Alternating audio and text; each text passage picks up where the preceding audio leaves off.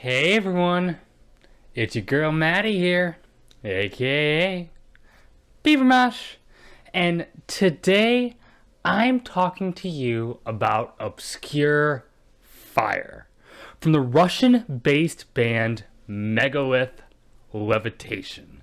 This one's coming off of Aesthetic Death. And on their third studio album now, Megalith Levitation continues with their own brand of this psychedelic, colossal stoner doom.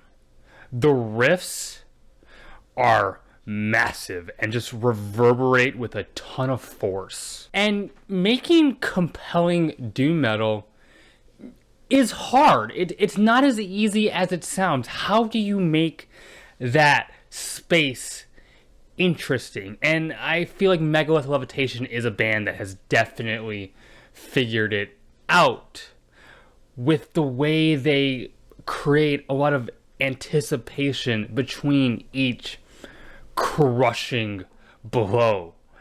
And there's a lot of experimentation as well, whether it be some of the spacey psychedelic bits or some of the layered vocals and kind of hiss coming out of that, the way they change up and build up. There's a lot of progression in these songs that are built up and moved forward gradually with a lot of nuance. On the opening title track, the initial riff bleeds through like this slow, distorted siren. The bass is lurking underneath, kind of decaying with a lot of hum. And then you get these interesting chants that come through with this sense of dark magic. And they sit on top of these buzzing effects. They're very strange. The whole thing is very foggy. You get these sort of screeching melodies sitting in between the gaps here with a lot of disorienting effects thrown on. The track feels very skeletal and highly chaotic at the same time, and the band's occultic fascination here is very believable with the mood they are able to produce. The guitar tone is so murky and fuzzy and deliciously dense, and then the low end on this track just hits as well. Of Silence has this foreboding quality. The main riff kind of pushes onward steadily while the intensity around it continues to build. It's maddening and might make you feel claustrophobic. There's this drugged out anxiety that the band is able to piece together for you. And the buildup is quite patient. All of this is allowed to fester for up to 5 minutes before the vocals start peeking in and the riffs become more snapping and biting.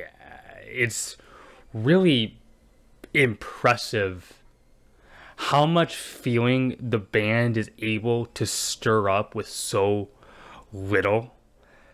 This track is skeletal and sparse, yet feels very intimidating and cataclysmic. But things do begin to take this big turn around the 7-minute mark as the bass begins to start kind of fluttering, and then these psychedelic, fuzzed out, ominous beams start coming off of the guitar. The band is able to create these big moments, but with a lot of touch and finesse and subtlety. The track Descending is just 2 minutes long, but that's all it needs to leave an impact with these mountainous walls of guitars all kind of converging onto this absolutely hellish scream. It's definitely one of the most captivating vocal bits on the record. Into the Depths introduces these pulsating waves that just kind of wash over you in cooperation with the very physical and burying riffs. And there are times when this track will kind of speed up, but there's also times where it will feel like the most laborious, sludgy, and painstaking passage as well. And that's in a good way.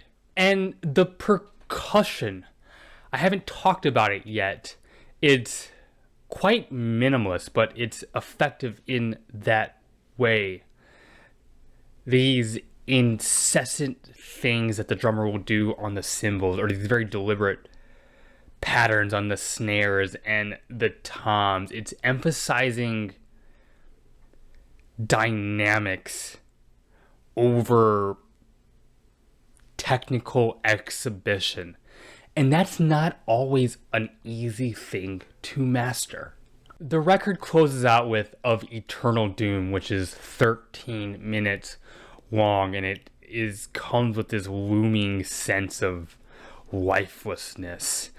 There's so much openness and space on this track. And then you get some sort of bluesy, swampy guitar work that's a bit muted and kind of just living out in the shadows. The chanted sung vocals here are put a bit back in the mix with this chilling delay added to them. And then the riffs, especially how the bass does this sort of little off the beat digging thing. It produces this sort of doomy, corrupted swing, and it produces this sense of instability. And then the leads that everything seems like it's convening towards on the back half of this track rings through with this sinister sense of dread. These slow held, sustained notes that come through with a lot of venom. You really feel each individual note. And this is a really intense impression to leave you with, to end the record on. For people, fans of this subgenre who love just getting buried under those almost exaggerated, low-end, heavy, punishing walls of doom riffs, this record is absolutely going to do it for you.